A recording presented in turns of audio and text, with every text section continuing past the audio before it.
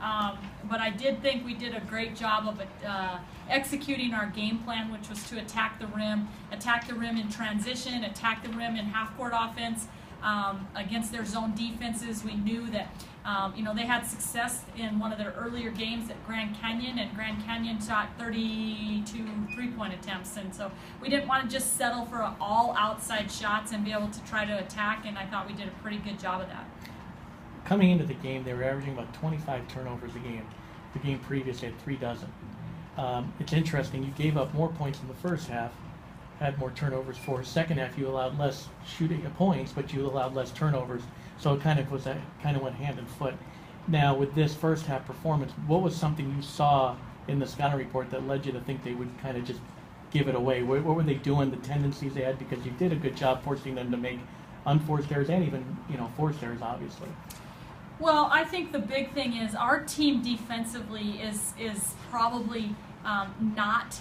The goal for us is not how many turnovers can we force. I mean, that's not going to be kind of and when we can and when we do the right things defensively, I think sometimes we will be able to force some people into turnovers. But for us, we want defensive stops.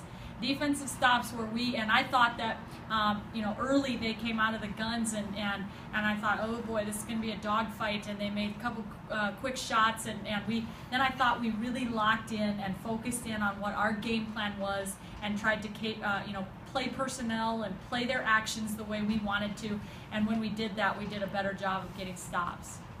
Talk about your reserves. I mean, Liberty House, 15 points, 5 rebounds, off 10 points, 4 rebounds, and we got some great play on those people on the bench.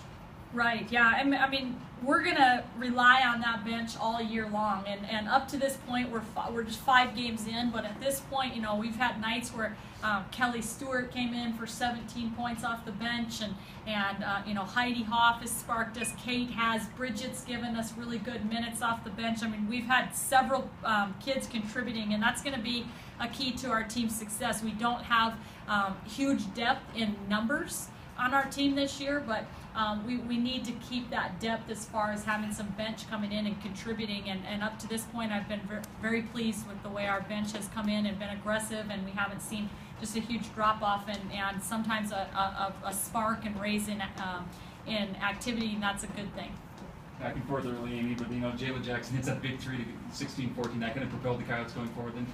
Yeah, I think that was a huge shot and a huge spark and a great pass from Nicole. She seemed to, really have control tonight, and Nicole with 7 assists is pretty special performance, along with 9 for 11 shooting. But finding Jayla on that backside off that flare screen action on our zone, and Jalen being ready to step up and knock it down was kind of a spark. It seemed like it opened the floodgates for us.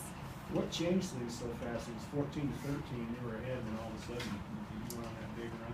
Yeah, I mean, I would like to say that I think that it was, us just buckling into our defensive game plan that kind of changed things. But I really think, honestly, if I'm being honest, it was kind of a deal where we hit some shots. We hit some shots back to back and kind of got on a little bit of a roll. And sometimes, our team has a tendency to play a little better defense when the ball is going through the basket, and we've been really focused on trying to adjust that, control the defense, and let that dictate our offense. And but I do think tonight, we hit a stretch there where we hit a few shots and kind of got on a roll offensively, and everything seemed to really propel from there.